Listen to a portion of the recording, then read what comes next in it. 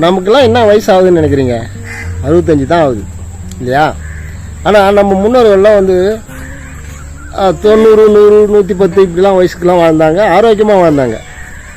நமக்கு இப்பயே முடியல அப்படின்னு ரொம்ப கஷ்டப்படுறோம். ஆனால் அவங்க ஆரோக்கியமாக இருந்தாங்கன்னாக்கா அவங்கெல்லாம் கடினமான உழைப்பு. அவங்களுக்கு வந்து 60 வயசு ஆகிட்டதே வேலை போயிடுச்சு அப்படின்னு கிடையாது. அதனால் அவங்க கடைசி வரைக்கும் அவங்க நிலத்தில் உழைச்சிக்கினே இருந்தாங்க. அதனால் அவங்க 100 வயசு வரைக்கும் ஆரோக்கியமாக இருந்தாங்க. ஆனால் இன்றைக்கி 60 வயசு ஆகிட்டுனாக்கா நீ வீட்டுக்கு போகணுன்னு நம்மளை திருத்தி விட்டுடுறாங்க.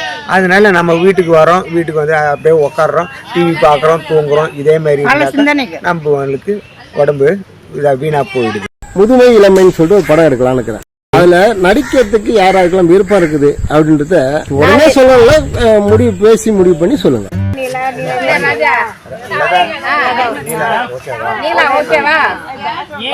ஓகேவா?